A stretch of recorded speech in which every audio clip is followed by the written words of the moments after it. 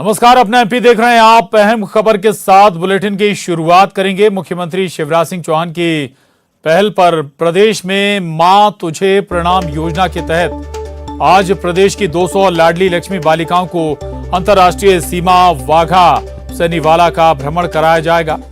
गौरतलब है कि प्रदेश में वर्ष 2013 से शुरू हुई इस योजना में पहली बार प्रदेश की लाडली लक्ष्मी बालिकाएं वाघा बॉर्डर जा रही हैं। मुख्यमंत्री शिवराज सिंह चौहान भोपाल में रानी कमलापति स्टेशन से लाडली लक्ष्मियों को अमृतसर दादर एक्सप्रेस से रवाना करने वाले हैं। तो ये बड़ी खबर है भोपाल से। दरअसल मुख्यमंत्री शिवराज सिंह चौहान की पहल पर प्रदेश में मां तुझे प्रणाम योजना के तहत आज प्रदेश की 200 लाडली लक्ष्मी बालिकाओं को अंतर्राष्ट्रीय सीमा वाघा सनीवाला का भ्रमण कराया जाएगा। आपको बता दें कि प्रदेश में वर्ष 2013 से शुरू हुई इस योजना में पहली बार प्रदेश की लाडली लक्ष्मी बालिकाएं वाघा बॉर्डर जा रही हैं। बहुत उत्साहित हैं ये सारी लड़कियां, लाडलियां जो कि वाघा बॉर्डर जाएंगी और करीब 200 लड़कियों का चयन हुआ है प्रदेश भर से। आज रानी कमलापति स्टेशन से इन सभी बालिकाओं को, लाडलियों को मुख्यमंत्री शिवराज सिंह चौहान दादर अमृतसर एक्सप्रेस से अमृतसर के लिए रवाना करेंगे और वहां पर वाघा और सनीवाला बॉर्डर पर ये सभी लाडियां जाएंगी, भ्रमण करेंगी। देखने का मौका मिलेगा भारत पाक बॉर्डर को, वहां पर होने वाली परेड को हर शाम जो विशेष तौर से आयोजित होती है। रंजना दुबे हमारे साथ जुड़ गए हैं और जानकारी के साथ। रंजना, रविंद्र भवन में भी आयोजन किया गया है हरी झंडी दिखाकर इस योजना का आरंभ। हम ये कहें कि 200 लाडलियों को आज रवाना किया जाएगा अमृतसर के लिए। क्या तैयारियां, मुख्यमंत्री भी पहुंचने वाले होंगे कुछ वक्त में।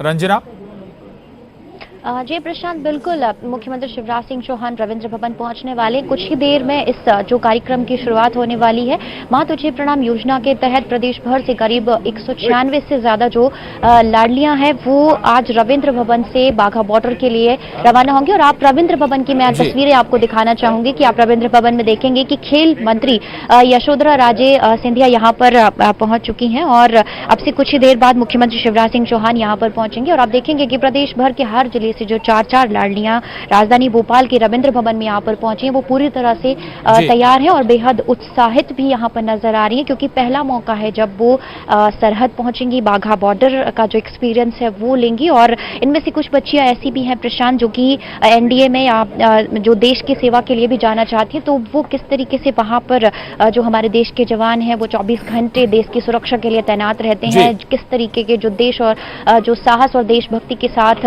दिन और रात हमारे देश की रक्षा के लिए तैनात रहते हैं, तो एक अलग तरीके का जो एक्सपीरियंस है वो यहाँ पर लौटेंगी और देश की सेवा के लिए पूरी तरह से समर्पित होने का जो अनुभव है वो लेकर लौटेंगी। और ये ना सिर्फ खुद अपने साथ एक नया अनुभव लेकर लौटेंगी बल्कि इनके साथ में जो तमाम जो दूसरी बच्चियां हैं, तमाम जो दूसरे बच्चे हैं, उन तक जो अपना अनुभव है वो भी साझा करेंगी। और एक तरह से आज एक बड़ा मौका ये भी है क्योंकि 2 साल कोविड, बिल्कुल 2 साल कोविड के दौर में बहुत ज्यादा इस तरह के भ्रमण नहीं हो पाए और अब ये 200 बच्चियां वाघा बॉर्डर जाने वाली हैं। शुक्रिया आपका, धन्यवाद। आगे बढ़ेंगे। जबलपुर से बड़ी खबर है। कोल संकट से जूझ रहे मध्य प्रदेश के लिए रेलवे देवदूत बनकर काम कर रहा है। रेलवे के आंकड़ों के मुताबिक पश्चिम मध्य रेलवे ने कोयले की लोडिंग और अनलोडिंग का नया रिकॉर्ड बनाया है। अकेले अप्रैल महीने में 84 ट्रेन के रैक जहां लोड किए गए, वहीं 84,000 से ज्यादा रैक अनलोड हुए, जिससे कोयले की हो रही आपूर्ति के जहां आंकड़े बढ़े हैं, वहीं रोजाना 1,50,000 मीट्रिक टन कोयले की रेल द्वारा की जा रही आपूर्ति। आपको बता दें कि रोजाना 1,50,000 मीट्रिक टन कोयले की रेल द्वारा आपूर्ति की जा रही है। तो ये अहम खबर है। जबलपुर से कोल संकट से जूझ रहे मध्य प्रदेश के लिए रेलवे देवदूत बनकर काम कर रहा है। कोल ट्रांसपोर्टेशन बहुत ही इम्पोर्टेंट ट्रांसपोर्टेशन है रेलवे के फ्रेट सेक्टर में और अभी इस समय कोल के ट्रांसपोर्टेशन को बहुत प्राथमिकता दी जा रही है। पश्चिम मध्य रेल में भी अगर मैं बात करूं तो कोल की लोडिंग भी की जा रही है और अनलोडिंग भी हो रही है। कोल की लोडिंग की अगर मैं बात करूं तो टोटल इस साल में जो अप्रैल 22 के बाद मतलब 1/4/22 के बाद जो अभी तक के 30-32 दिन निकले हैं उसमें लगभग 84 रेक हमने कोल लोड किया है और रफली अबाउट 1000 से ऊपर रेक अनलोड भी किए हैं। तो जो हमारे 8 पावर स्टेशंस हैं पूरे WCR में, 4 कोटा मंडल में, 2 भोपाल मंडल में, 2 जबलपुर मंडल में, इन पर तेजी हम कोयले। और प्रतीक अवस्थी हमारे साथ जुड़ गए हैं जबलपुर से और जानकारी के साथ। प्रतीक, जाहिर है कि बिल्कुल रेल कोल ढुलाई में सबसे महत्वपूर्ण भूमिका निभाती है। कुछ ट्रेनें भी इसके चलते रद्द की गई हैं क्या? और चूंकि जबलपुर एक केंद्र बिंदु भी है, आसपास तमाम कोल फील्ड्स भी हैं। प्रतीक। देखिए बिल्कुल प्रशांत, कहीं ना कहीं रेलवे इस समय देवदूत की भूमिका में है, चूंकि कोल का संकट देश भर में है और मध्य प्रदेश भी इससे अछूता नहीं रहा है। इस बीच एक राहत भरी और तसल्ली भरी खबर है, चूंकि रेलवे ने औसतन रोजाना 1,50,000 मीट्रिक टन कोयले की आपूर्ति में मदद कर रहा है। 2 पैसेंजर ट्रेनें जो जबलपुर के WCR से जनरेट होती हैं उन्हें रद्द कर दिया गया, जबकि कुछ के फेरे कम किए गए हैं। और देश भर में ऐसे करीब 300 से ज्यादा ट्रेनें हैं जिनके फेरे कम किए गए हैं, चूंकि कोयले की आपूर्ति भी ज्यादा महत्वपूर्ण है। तो मध्य प्रदेश के लिहाज से एक अच्छी खबर है, चूंकि WCR का मुख्य केंद्र जबलपुर में ही है। इस लिहाज से यहां से एक अच्छी खबर आई है कि रोजाना 1,50,000 मीट्रिक टन कोयले की आपूर्ति हो पा रही है और जल्द ही जो कमी, जो एक संकट वाली बात हम कह रहे हैं, वो जल्द दूर होगी। फिलहाल मध्य प्रदेश में हाल बेहतर ही है। ले देखिए कुछ ग्रामीण अंचलों में बेशक लोड शेडिंग की बात सामने आ रही है, लेकिन फिर भी रेलवे अब इस कमी को भी दूर जल्द कर देगा। प्रशांत जी बिल्कुल, शुक्रिया प्रतीक, आपका धन्यवाद इस पूरी जानकारी के लिए। आगे बढ़ेंगे। विश्वास सारंग ने पूर्व की सरकार पर आरोप लगाते हुए कहा कि उनकी सरकार में क्या काम होता है तो पब्लिक जानती है। एक हमारे सीएम हैं जो जनता के लिए सुबह 6:30 बजे भी बैठक करते हैं। तो विश्वास सारंग ने विपक्ष पर निशाना साधते हुए कहा है कि एक तरफ हमारे सीएम है तो सुबह भी बैठक कर लेते हैं अगर जनता की कोई समस्या हो तो।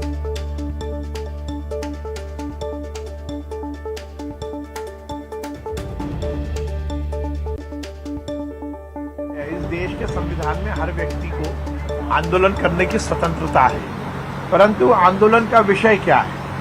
आप केवल आंदोलन करने के लिए आंदोलन करोगे तो वो सफल नहीं होगा।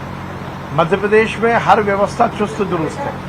ये मध्य प्रदेश के मुख्यमंत्री शिवराज सिंह चौहान है जो सुबह 6:30 बजे पानी की समस्या को चुस्त दुरुस्त करने के लिए बैठक करते हैं। ये कमलनाथ जी जो 11 बजे सोकर उठते हैं और उसके बाद केवल एक मीटिंग करके मीडिया अपॉर्चुनिटी और मीडिया में अपीयरेंस के लिए इस तरह की घोषणाएं करते हैं। जमीन पर उतरने का काम तो भारतीय जनता पार्टी के नेता और हमारे मुख्यमंत्री जी करते हैं। चाहे बिजली का मामला हो, चाहे पानी का मामला हो या किसी और समस्या के लिए हमारी सरकार लगातार काम करती है। और प्रदेश के चिकित्सा शिक्षा मंत्री विश्वास सारंग ने मीडिया कर्मियों से कहा कि प्रदेश में बीते 24 घंटों के दौरान 23 नए मामले सामने आए। मध्य प्रदेश में वैक्सीनेशन का काम भी तेजी से चल रहा है।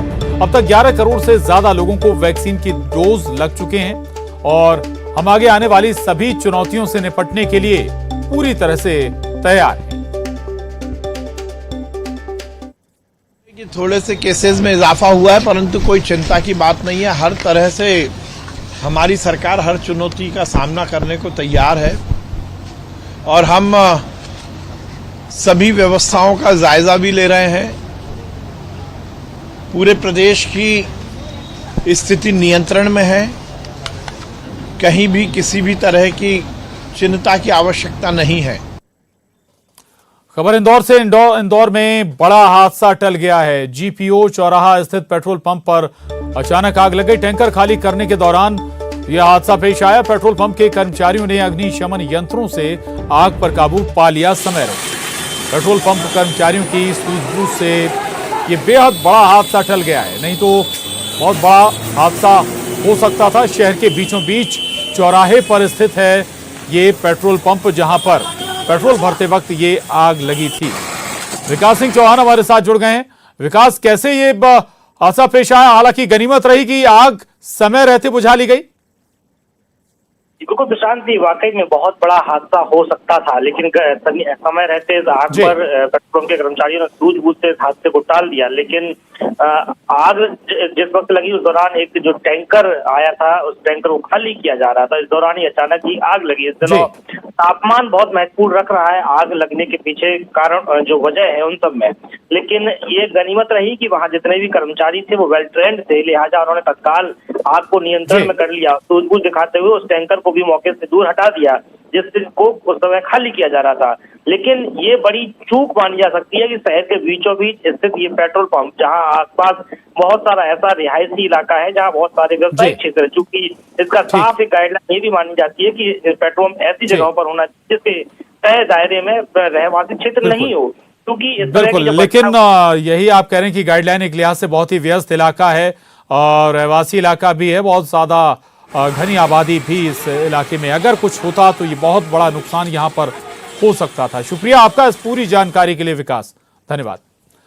आगे बढ़ेंगे, भोपाल से बड़ी खबर है। कांग्रेस के सदस्यता अभियान पर प्रभारी पीसी जैन का बयान आया है। उन्होंने बताया कि सबसे ज्यादा छिंदवाड़ा में कांग्रेस के सदस्य बने हैं इस अभियान के तहत। और अभियान प्रभारी पीसी जैन ने बताया कि सदस्यता अभियान में सबसे जो पिछड़ गया है वो सागर जिला है।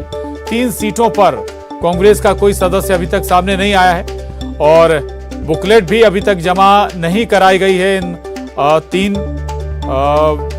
जिलों से, 3 विधानसभा सीटों से कांग्रेस का सदस्यता अभियान खत्म हो चुका है। सदस्यता अभियान तो हमारा समाप्त हो चुका है और सबसे ज्यादा सदस्य प्रत्येक विधानसभा के हिसाब से सबसे ज्यादा सदस्य छिंदवाड़ा जिले में बनाए गए और सबसे कम सदस्य सागर जिले में। सागर की 3 सवा सीटें आप जहां मंत्री लोग हैं वहां के लोगों ने सदस्यता की किताबें अभी तक हमारे पास जमा नहीं की। और कांग्रेस पर बीजेपी ने चुटकी ली है। कांग्रेस के सदस्यता अभियान पर बीजेपी ने तंज किया है।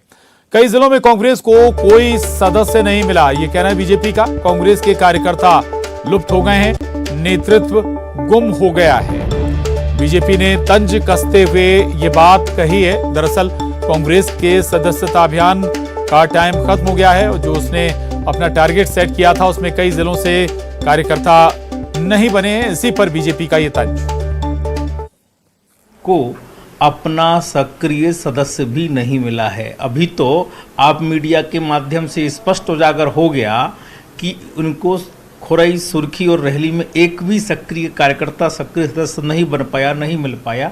और ये तीनों नहीं है, इसके अलावा भी कई इलाके, कई क्षेत्र हैं जहां इनके तमाम क्षत्रप नेता रहा करते हैं, बरसों से रहा करते हैं, बरसों से इनके कभी गढ़ कहा जाते थे, लेकिन वहाँ कार्यकर्ता नाम की चिड़िया कांग्रेस में नहीं है। इसलिए मैं बार बार कहता हूँ कि कार्यकर्ता कांग्रेस के लुप्त और सुप्त हैं और नेतृत्व उनका गुप्त है। खबर भोपाल से, जहां चाचौड़ा से कांग्रेस विधायक लक्ष्मण सिंह ने ट्वीट करते हुए कहा कि गांजे को दुर्भाग्यवश धर्म से जोड़ा जा रहा है। इसका बढ़ता इस्तेमाल न सिर्फ युवाओं को खोखला कर रहा है बल्कि शास्त्रों में लिखी बातों को भी गलत बताने की कोशिश की जा रही है। इधर लक्ष्मण सिंह के ट्वीट पर पलटवार करते हुए बीजेपी नेता हितेश वाजपेयी ने कहा कि आपको शिव भक्ति के अपमान का कोई अधिकार नहीं है। आपने अगर किसी को खुश करने के लिए बयान दिया है तो ये गलत है और निंदनीय है।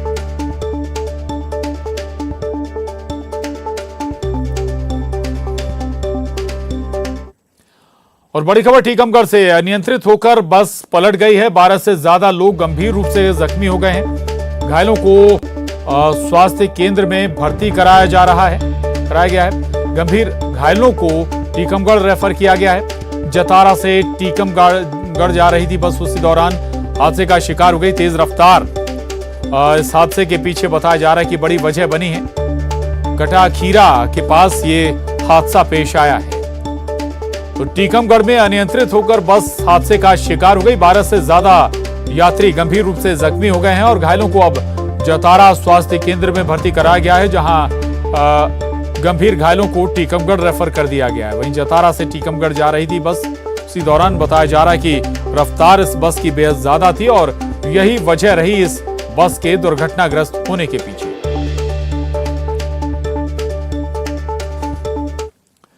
और खबर बीजेपी विधायकों के आपसी मतभेदों की।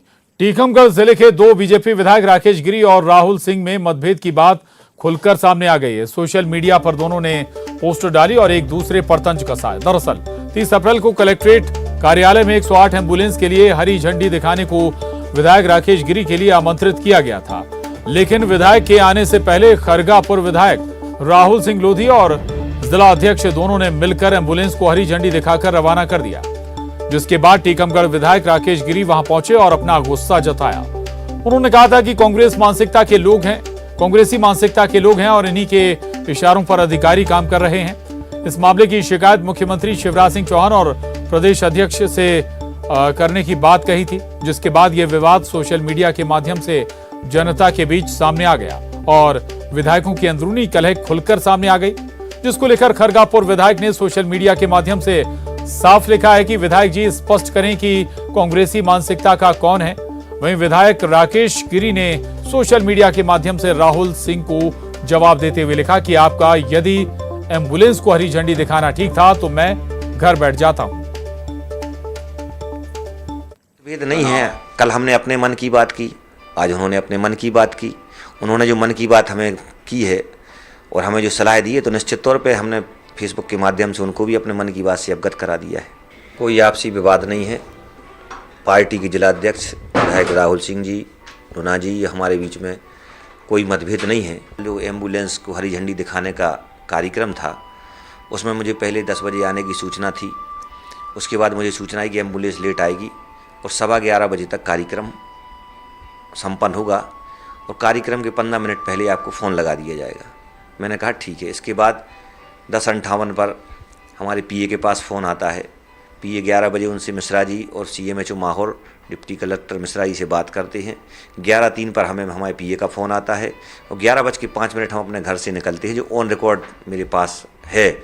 और जब हम घर से निकल के हरी झंडी दिखाने के लिए जाते हैं, उसके पहले 5 मिनट ही नहीं लगते कि हम जब अस्पताल चौराहे पहुंचते हैं, तो वहाँ से हरी झंडी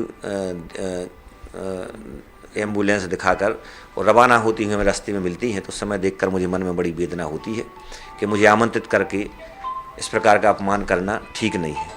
इसलिए ऐसे जो मानसिकता के लोग हैं जिनके बारे में मैंने कहा है कि उनकी मानसिकता है कहीं ना कहीं हमारी सरकार की नीतियां हैं और हम संगठन और सरकार के लोग जो मिल के काम कर रहे हैं उसमें फूट डालने का काम इन्होंने किया है। तो निश्चित तौर पे हमारे विधायक जी ने जो सलाह दी है और हमारे लोगों ने भी जो हमें जो सलाह दी है, तो निश्चित तौर पे हम उसका अनुसरण करेंगे, पालन करेंगे। भविष्य में ऐसी पुनरावृत्ति नहीं हो तो इसका निरंतर हम प्रयास करेंगे।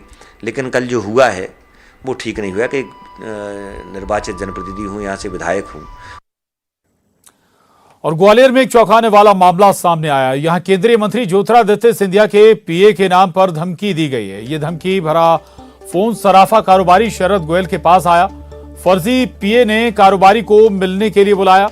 जब उसने मिलने से मना कर दिया तो फोन करने वाले शख्स ने गाली गलौज की और जान से मारने की धमकी भी दी। इसके बाद सराफा कारोबारी ने सिरोल थाना पुलिस में शिकायत दर्ज कराई।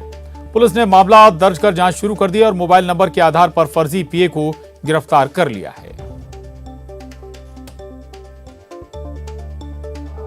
एक शरद गोयल निवासी डीबी सिटी के द्वारा ये शिकायत की गई है कि उसे किसी मोबाइल नंबर से केंद्रीय मंत्री श्रीमंत ज्योतिरादित्य सिंधिया जी के पीए मिश्रा जी के नाम से उसके साथ में अभद्र व्यवहार कर गाली गलौज कर धमकी दी गई है, जिस पर से थाने पर अपराध पंजीबद्ध कर विवेचना में लिया गया है।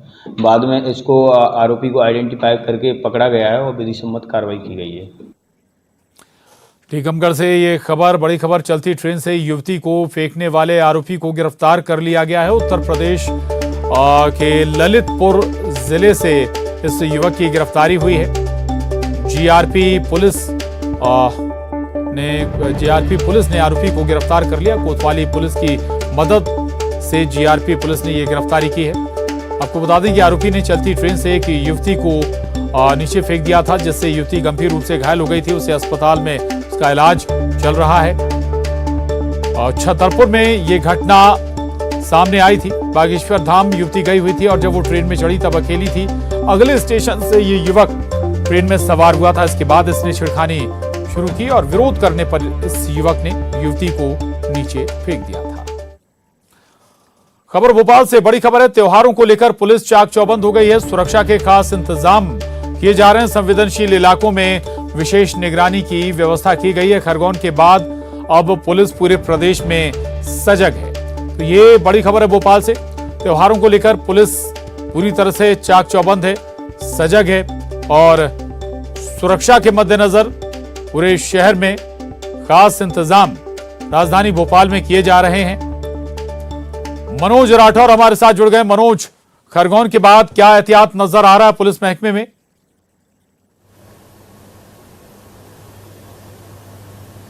जी बिल्कुल, खरगोन हिंसा के बाद लगातार सुरक्षा को पुख्ता करने का काम पूरे मध्य प्रदेश में पुलिस ने किया है।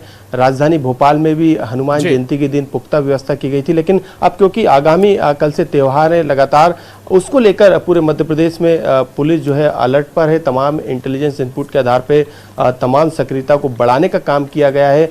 हमारे साथ additional police commissioner Sachin Atulkar साहब मौजूद हैं। सर, हनुमान जयंती पे देखा गया था कि काफ़ी सख्ती बरती गई थी।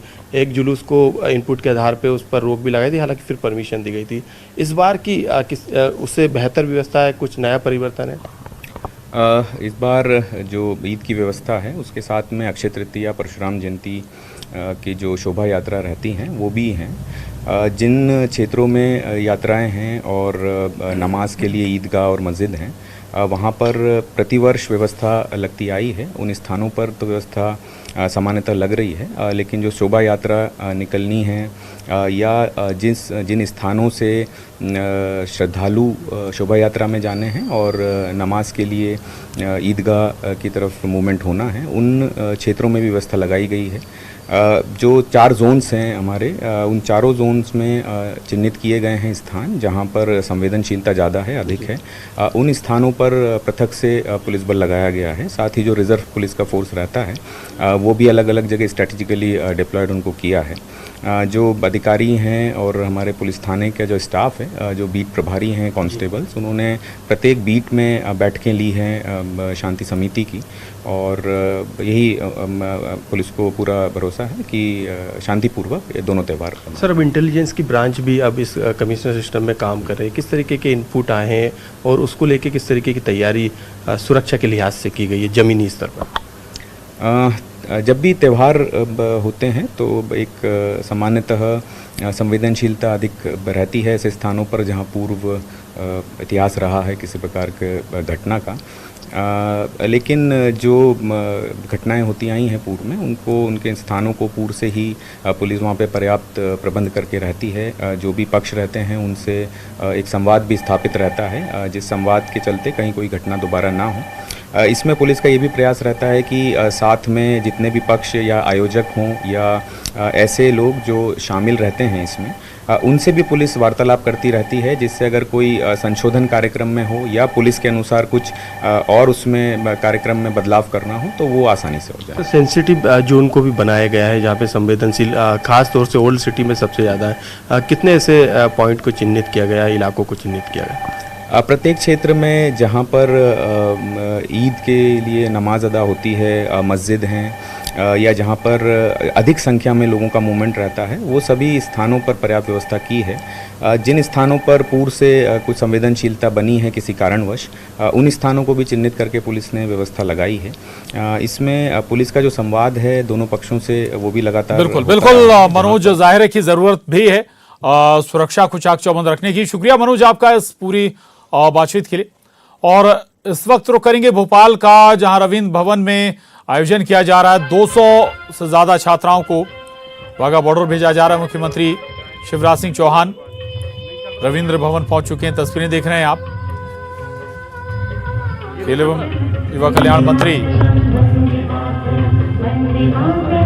यशोधरा राजे सिंधिया भी सीएम शिवराज के साथ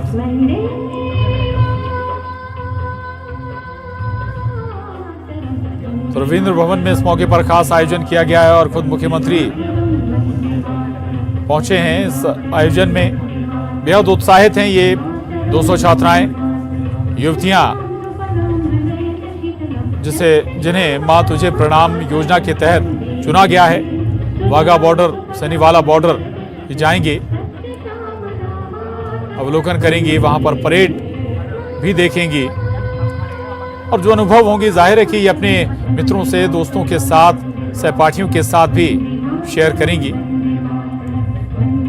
परिवारों के साथ शेयर करेंगे अपने अनुभवों को।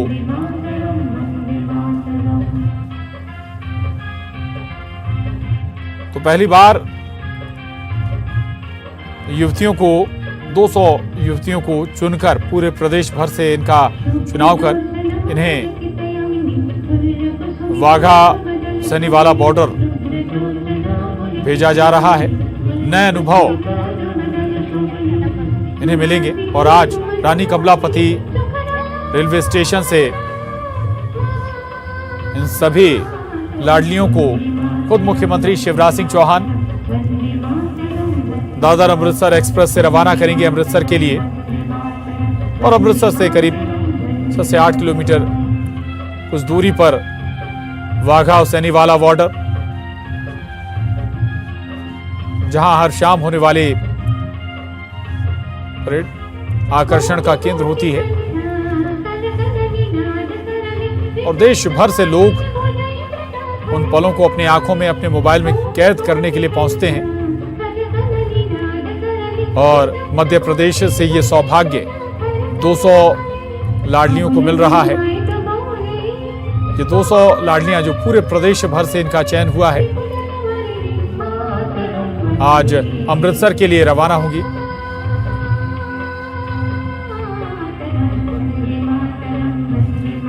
देशभक्ति गीतों के साथ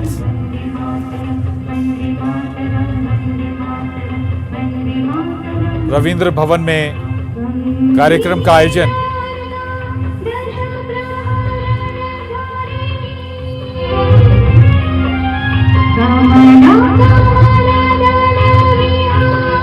और 7 मई को वाघा बॉर्डर से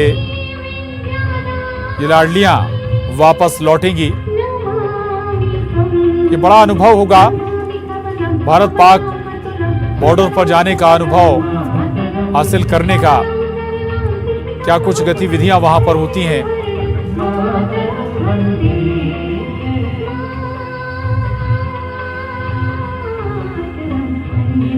कैसे देश की, अपने सीमाओं की रक्षा में लगे जवानों का जोश और कैसे इतना उत्साह उनके अंदर होता है,